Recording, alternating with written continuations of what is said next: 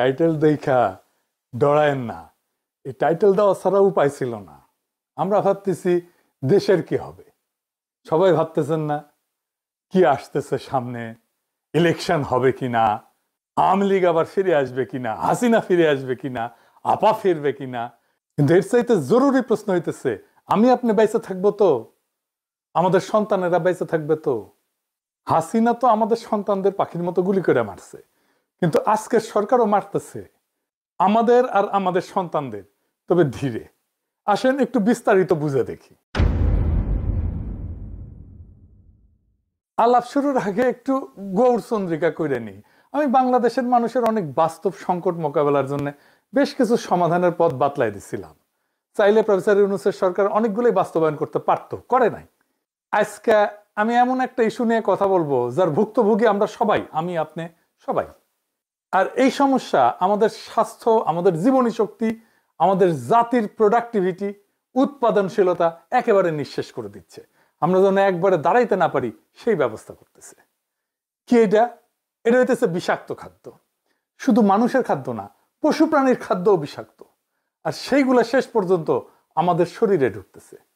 বাংলাদেশে যে পরিমাণে খাবারে ভেজাল, সেটা সম্ভবত পৃথিবীর শীর্ষে। কোন খাবারে ভেজাল নাই? দুধ বলেন, শাকসবজি বলেন, ফল, মশলা, আচার, আইসক্রিম, মাছ, কোনটা না? প্রত্যেক দিন আমরা নিজেরা বিষ খাই, সন্তানদের মুখে বিষ তুলে দিই। রেস্টুরেন্টে যে রান্না হয় সেটাও পচা। বাংলাদেশ সম্ভবত একমাত্র দেশ যে দেশে 5 স্টার হোটেলে খাইলেও পেট খারাপ হয়। ব্যানে ভ্যানে করছি না। একবার শেরাটন হোটেলে খাইছিলাম 2006 সালে, আমার নিজের টাকায় না, আমারও তো টাকা নাই শেরাটন হোটেলে খাওয়ার মতো। অফিসের বস ফ্রান্স থেকে আসছিল, ও খিলাইছিল। ওরে বাপ, রাত থেকে বমি আর পাতলা পায়খানা একেবারে ডাইরেক্ট হয়ে গেছিল। হাসপাতালে ভর্তি হইতে হয়েছিল, তার সাথে জ্বর। যাই হোক, কারো কোনো ভ্রুক্ষেপ আছে? এই যে খাবার দাবারের যে অবস্থা, আমরা যে বিষ খাইতেছি, কারো কোনো ভ্রুক্ষেপ নাই। নিরাপদ খাদ্য, এটা পাওয়া যায় মানুষের মৌলিক মানবাধিকার, এটাও মনে হয় জানে না কেউ। অথচ বাংলাদেশের খাদ্যকে পরিপূর্ণভাবে নিরাপদ করে তোলা সম্ভব 2 থেকে 3 বছরের মধ্যে। আমি গ্যারান্টি দিব এটাই হবে। এখন কেমনে হবে আসেন সেটা বুঝে দেখি। আচ্ছা, আপনাদেরকে জানা আছে যে আমাদের কোন কোন সরকারি প্রতিষ্ঠান আর কতজন লোক এই যে নিরাপদ খাদ্য নিশ্চিত করার জন্য কাজ করে? আমরা পয়সা দিয়ে পালি সরকারি কর্মচারী, জানা নাই? আসেন সেটা দেখি। বাংলাদেশে নিরাপদ খাদ্য নিশ্চিত করার কাজে একাধিক প্রতিষ্ঠান যুক্ত আছে। এগুলো খণ্ডিতভাবে কাজ করে, আপনি কল্পনা করতে পারবেন না যে কত লোক কাজ করে। তাও আপনি যেই তিমিরে ছিলেন সেই তিমিরেই থাকতেছেন। আসেন এক এক কইরা দেখি। বাংলাদেশ নিরাপদ খাদ্য কর্তৃপক্ষ, বিএফএসএ, এদের কাজ হইতেছে স্বাস্থ্যসম্মত খাদ্য নিশ্চিত করার জন্য বাংলাদেশে প্রতিষ্ঠিত মূল এবং সবচেয়ে গুরুত্বপূর্ণ সংস্থা হচ্ছে এইটা। এরা খাদ্য উৎপাদন দেখে, প্রক্রিয়াকরণ দেখে, আমদানি দেখে, বিপণনের প্রত্যেকটা স্তরে খাদ্যের মান পর্যবেক্ষণ এবং নিয়ন্ত্রণ করে। এটা বিভিন্ন সংস্থার কার্যক্রম সমন্বয়কারী বা আমব্রেলা বডি হিসেবে কাজ করে। অনুমোদিত লোকবল 365 জন। 2 নাম্বার, জাতীয় ভোক্তা অধিকার সংরক্ষণ অধিদপ্তর, ডিএনসিআরপি। আপনারা দেখেন যে মাঝে মাঝে ম্যাজিস্ট্রেট যায় দোকানে দোকানে, এটা হচ্ছে এই ভোক্তা অধিকার সংরক্ষণ অধিদপ্তর থেকে। এরা সরাসরি খাদ্যে ভেজাল বা অনিরাপদ উৎপাদনের ব্যবহার রোধে কাজ করে। এই সংস্থায় বাজার অভিযান পরিচালনা করে এবং অস্বাস্থ্যকর এবং ভেজাল খাদ্য বিক্রির বিরুদ্ধে আইনানুগ ব্যবস্থা গ্রহণ করে। ভোক্তারা যদি অভিযোগ করে তার ভিত্তিতেও তারা তদন্ত করে, জরিমানা করে। এদের লোকবল অনুমোদিত 664 জন। 3 number, Bangladesh standards and testing institution, BSTI. Seal দেখেন না বিএসটিআই এর, এটা হইতেছে সেটা। বিভিন্ন খাদ্য পণ্যের মান নির্ধারণ করে এবং সেই মান অনুযায়ী পণ্য উৎপাদন হচ্ছে কিনা সেটা নিশ্চিত করে। তারা পণ্যের অনুকূলে বিএসটিআই এর একটা সিল দেয়, যা পণ্যটা নিরাপদ কিনা এইটার নিশ্চয়তা দেয়। খাদ্যে ভেজাল রোধ এবং সঠিক পরিমাণ নিশ্চিত করতে বিএসটিআই নিয়মিত ভ্রাম্যমাণ আদালত পরিচালনা করে। বর্তমানে এদের 664টা পদ আছে, আরো 1600 পদ এই সরকারি নিয়োগ দেবে, এটা পরিকল্পনা গ্রহণ করা হয়েছে। 4 নাম্বার, জনস্বাস্থ্য ইনস্টিটিউট, আইপিএইচ। এইটা স্বাস্থ্য অধিদপ্তরের অধীনে থাকা জনস্বাস্থ্য রক্ষার জন্য একটা গুরুত্বপূর্ণ প্রতিষ্ঠান। এর অধীনেই আছে ন্যাশনাল ফুড সেফটি ল্যাবরেটরি, এনএফএসএল। এই যে এটা খাদ্যের রাসায়নিক এবং মাইক্রোবায়োলজিক্যাল পরীক্ষা, অণুজীব পরীক্ষা, এটার মাধ্যমে গুণগত মান এবং নিরাপত্তা যাচাই করে। এইটা দেশের অন্যতম প্রধান খাদ্য পরীক্ষাগার। এইটার লোকবল আমি ঠিক খুঁজে পাই নাই, কিন্তু অনুমান করি এটা 100-র মতো হবে আর কি। 5 নাম্বার, বাংলাদেশ বিজ্ঞান এবং শিল্প গবেষণা পরিষদ, BCSIR, সায়েন্স ল্যাবরেটরিজ। এটা এই প্রতিষ্ঠান মূলত একটা গবেষণা সংস্থা, কিন্তু এর অধীনে থাকা খাদ্য বিজ্ঞান প্রযুক্তি ইনস্টিটিউট আছে একটা, IFST। এরা নিরাপদ খাদ্য নিয়ে গুরুত্বপূর্ণ গবেষণা করে এবং তারা খাদ্যের পুষ্টিগুণ, টক্সিন মানে বিষ আছে কিনা খাদ্যের মধ্যে, ভেজাল শনাক্তকরণের নতুন পদ্ধতি উদ্ভাবন করে, যা নিরাপদ খাদ্য নিশ্চিতকরণে পরোক্ষভাবে সহায়তা করে। IFSTর ওয়েবসাইটে এই ইনস্টিটিউটে 50 জনেরও বেশি বিজ্ঞানী গবেষক কর্মরত আছে। তো বিজ্ঞানী গবেষক ছাড়াও তো ইনস্টিটিউটে গবেষণা সহায়তার জন্য ল্যাব টেকনিশিয়ান লাগে, প্রশাসনিক সহকারী লাগে, কর্মচারী লাগে।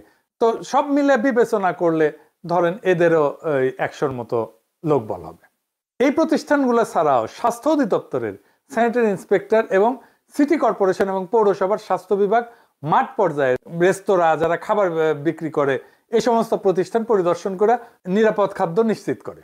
স্বাস্থ্য অধিদপ্তরের অনুমোদিত কাঠামো অনুযায়ী প্রত্যেকটা উপজেলায় এক বা একাধিক স্যানিটারি ইন্সপেক্টর আছে এবং সহকারী স্যানিটারি ইন্সপেক্টর আছে। সেই হিসাবে সারা দেশে 495টা উপজেলায় এই সংখ্যা প্রায় 1000 থেকে 1200 জন। সিটি কর্পোরেশন এবং পৌরসভাগুলোর স্থানীয় সরকার মন্ত্রণালয়ের অধীনে পরিচালিত হয় এবং তাদের নিজস্ব স্বাস্থ্য বিভাগ এবং জনবল কাঠামো আছে। এদের লোকবলের সংখ্যা প্রতিষ্ঠানের আকার, আয়তন এবং বাজেটের উপর ভিত্তি করে ভিন্ন ভিন্ন হয়। তো ধরেন সিটি কর্পোরেশন, বড় সিটি কর্পোরেশনগুলোতে যেমন ধরেন ঢাকা, চট্টগ্রাম, এদের স্বাস্থ্য বিভাগ বেশ বড় এবং সুসংগঠিত। প্রত্যেকটা সিটি কর্পোরেশনে একজন প্রধান স্বাস্থ্য কর্মকর্তা থাকে। এর অধীনে প্রত্যেকটা আঞ্চলিক বা জোনাল অফিসে স্বাস্থ্য কর্মকর্তা এবং তার অধীনে স্যানিটারি ইন্সপেক্টর বা খাদ্য পরিদর্শক কাজ করে। এদের আনুমানিক সংখ্যা ধরেন যেগুলো সিটি কর্পোরেশনের কয়েকশো। সারা দেশের 12টা সিটি কর্পোরেশন মিলায় এই সংখ্যাটা হবে 500 থেকে 700, তার একটু বেশিও হইতে পারে। পৌরসভা, বাংলাদেশের 329টা পৌরসভা আছে। এদের স্বাস্থ্য বিভাগের আকার তুলনামূলকভাবে ছোট। এটার আবার শ্রেণী আছে, যেমন ক শ্রেণী আছে, খ শ্রেণী আছে। তো ক শ্রেণী মানে এগুলো বড় পৌরসভা। এখানে স্যানিটারি ইন্সপেক্টরের পদ থাকলেও ছোট পৌরসভাগুলোতে একজন স্বাস্থ্য সহকারী বা স্যানিটেশন টেকনিশিয়ান আছে, এই দায়িত্ব পালন করে, একই দায়িত্ব পালন করে। আনুমানিক সংখ্যা, এই সংখ্যাটা আমি কোথাও খুঁজে পাইনি, আনুমানিক সংখ্যা প্রত্যেক পৌরসভায় যদি গড়ে 2 থেকে 3 জন করে ধরি, তাহলে সারা দেশে পৌরসভাগুলোতে এই সংখ্যা 600 থেকে 900-র মতো হবে আর কি। বিভিন্ন সরকারি সংস্থাগুলোর অনুমোদিত এবং আনুমানিক লোকবল যোগ করলে প্রায় 4500-এর মতো হয়। এইবার বলেন 4500 লোক আপনার নিরাপদ খাদ্য নিশ্চিত করতে কাজ করতেছে, পারতেছে কি? পারতেছে না। কিছু পারতেছে? কিচ্ছু পারতেছে না। আচ্ছা, আমরা আশেপাশের কিছু পরিসংখ্যান দেখি, মানে ধরেন আশেপাশের দেশ, ধরেন ইন্ডিয়ারটাই দেখি। আসেন ইন্ডিয়ারটা একটু দেখি, আমরা মিলাই দেখবো বাংলাদেশের সাথে। ইন্ডিয়ায় ঠিক একই কাজ কতজন করে জানেন? 27500 জন। বাংলাদেশের জনসংখ্যা তো প্রায় 17 কোটি। তো মোট লোক বল হচ্ছে 4500-এর মতো। প্রায় প্রত্যেক 39,000 জনের জন্য একজন পরিদর্শক। ইন্ডিয়ার জনসংখ্যা 140 কোটি, লোক বল আছে প্রায় 25,000 ধরলাম আর কি, 25 থেকে 30,000 ধরলাম, 27,500 গড়ে। তো তাইলে প্রত্যেক 51,000 জন মানুষের জন্য একজন পরিদর্শক। তাইলে আমাদের লোক বল ইন্ডিয়ার চাইতে বেশি। তাইলে ইন্ডিয়ার চাইতে কি খাদ্য আমাদের দেশে বেশি নিরাপদ? আসেন সেটা দেখি। ইন্ডিয়া একটা গবেষণা হয়েছিল এবং পাওয়া গেছে যে 42% খাবারে ভেজাল পাওয়া গেছে। তার মানে 58% খাবার ভালো। আমাদের দেশে ভেজাল কত? 76% খাবারে ভেজাল, মানে 24% খাবার ভালো। তাহলে আমাদের এই 4500 লোক বল কি বাল ফেলাইতেছে? কিচ্ছু না। অন্তত ইন্ডিয়া স্ট্যান্ডার্ড তো মেনটেন করবে। কি ভয়াবহ অবস্থা বিরাজ করতেছে দেখেন। তাহলে এখান থেকে উত্তরণের পথ কি? আচ্ছা, এবার আলাপে যাওয়ার আগে আরেকটা তথ্য দেখে নি। আমেরিকাতে কতজন কাজ করে নিরাপদ খাদ্য নিয়ে কাজ করতে? 5,500। যুক্তরাষ্ট্রে জনসংখ্যার হিসাবে প্রত্যেক 61,000 জনে একজন খাদ্য পরিদর্শক কাজ করে, একজন খাদ্যকর্মী। মানে আমরা আমেরিকার চাইতে বেশি লোক নিয়ে আমরা কিছুই করতে পারতেছি? কিছুই করে না। এরা হয় জানে না অথবা কাজ করে না, বসে থাকে, খালি বেতন গুনে। তাইলে এগুলোর পাবলিকের ট্যাক্সের টাকায় পাইলে লাভ আছে? নাই। সরকারের কি কোনো মাথা ব্যথা আছে? নাই। যেভাবে চলতেছে, কেউ প্রশ্ন করে না। এটা নিয়ে যে কাজ করতে হবে সেটাও কেউ বলে না। তাইলে এখন আমাদের কি করতে হবে? এই যে জটিল অবস্থা, এই জটিল অবস্থা সামলানোর মতো প্রতিষ্ঠান আমাদের নাই।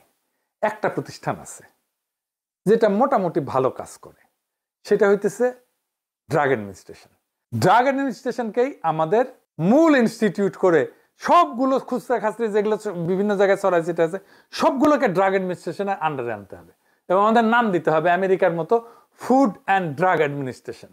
খাদ্য এবং ওষুধের অ্যাডমিনিস্ট্রেশন, এদের এক্সপার্টাইজ আছে, দক্ষ লোক, এরা জানে কিভাবে ওষুধের মান নিয়ন্ত্রণ করতে হয় এবং এরাই পারবে খাদ্যেরও মান নিয়ন্ত্রণ করতে। তো যুক্তরাষ্ট্রে FDA কি করে আসেন একটু বুঝে দেখি। এক নাম্বার, খাদ্য নিরাপত্তা এটা নিশ্চিত করে, ওষুধ নিয়ন্ত্রণ করে, চিকিৎসা যন্ত্রপাতি মেডিকেল ডিভাইস এটা নিয়ন্ত্রণ করে, ভ্যাকসিন এবং বায়োলজিক্স আরেক ধরনের ওষুধ সেটা নিয়ন্ত্রণ করে, তামাক নিয়ন্ত্রণ করে এবং কসমেটিক্স এবং সাপ্লিমেন্টস নিয়ন্ত্রণ করে। সাপ্লিমেন্টস মানে যে ভিটামিন টিটামিন এই সমস্ত, প্রোবায়োটিক ইত্যাদি ইত্যাদি। বাংলাদেশে FDA ধাঁচের শক্তিশালী দপ্তর করতে হইলে জনবল ধাপে ধাপে বাড়ানো বাস্তবসম্মত। প্রথম ধাপে আমাদের যা লোক আছে সবগুলোকে একসাথে নিয়ে এসে এটার আন্ডারে রাখতে হবে এবং ফুড অ্যান্ড ড্রাগ অ্যাডমিনিস্ট্রেশন এটা স্বাস্থ্য মন্ত্রণালয় থেকে বাইর করে নিয়ে এসে এটাকে একটা স্ট্যাটিউটরি বডি করতে হবে। এইটা থাকবে প্রাইম মিনিস্টারের কার্যালয়ের অধীনে। এইখানে আমার হিসাবে মোটামুটি 10,000 লোক বল যদি আমরা দিতে পারি, 10 থেকে 11,000, তাইলে এটা খুবই ভালো কাজ করবে, একদম আমেরিকান স্ট্যান্ডার্ডে কাজ করতে পারবে। তাইলে যে সমস্ত খণ্ডভাবে খাদ্য এবং ওষুধ নিয়ন্ত্রণে বিভিন্ন সংস্থা আছে সেটাকে একটা ছাতার নিচে আনতে হবে। প্রথম ধাপে ডিরেক্টর ড্রাগ অ্যাডমিনিস্ট্রেশন DGDA এবং BFSA যেটা নিরাপদ খাদ্য কর্তৃপক্ষ, এই দুটোকে একীভূত করতে হবে, কারণ এই দুই প্রতিষ্ঠানই যথাক্রমে ওষুধ এবং খাদ্যের মূল নিয়ন্ত্রক। এরপর ধাপে ধাপে Bangladesh standards and testing institution BSTI এর পরীক্ষাগার, তার ক্ষমতা, এর মান নির্ধারণের অংশ এটা যুক্ত করা যেতে পারে, ভোক্তা অধিকার সংরক্ষণ অধিদপ্তর এটা যুক্ত করা যেতে পারে, বাজার নজরদারির অংশটা, তাহলে মাঠ পর্যায়ের কার্যক্রম শক্তিশালী হবে। তামাক নিয়ন্ত্রণ সেল এটা স্বাস্থ্য মন্ত্রণালয় আছে এবং শিল্প ও বাণিজ্য মন্ত্রণালয় আছে। তো এইটা দুই জায়গা থেকে আলাদা করে এই FDA এর আন্ডারে দিতে হবে। আর কসমেটিক্স, আমি জানি না কসমেটিক্স কেউ দেখে কিনা, কসমেটিক্স এবং সাপ্লিমেন্টস নিয়ন্ত্রণের জন্য DGDA এবং BSTI থেকে নতুন দপ্তরে স্থানান্তর করলে পুরা খাত একটা ছাতার নিচে চলে আসবে। এইভাবে ধাপে ধাপে আগাইলে বিচ্ছিন্ন সংস্থাগুলো একীভূত হয়ে একটা পূর্ণাঙ্গ food and drug administration of Bangladesh গড়ে উঠবে। আমি আগেই বলছি যে পুরা দপ্তর সাজাইতে 10 থেকে 11,000 লোক লাগবে যদি আমরা এটা আমেরিকান স্ট্যান্ডার্ডে চাই। আমাদের হাতে আছে 4,500 লোক, তামাক নিয়ন্ত্রণের সাথে যুক্ত আছে প্রায় 1,000-এর মতো, তার মানে 5,500 হইল। আর ড্রাগ অ্যাডমিনিস্ট্রেশনে প্রায় 1100 লোক আছে, তার মানে 6,600 লোক আমার কাছে এখনই রেডি, আমরা তাদেরকে বেতন দিই। এই জনবল আমার এখনই আছে। তো কোন দপ্তর কিভাবে কোথায় যাবে তার একটা খসড়া করছি এইভাবে।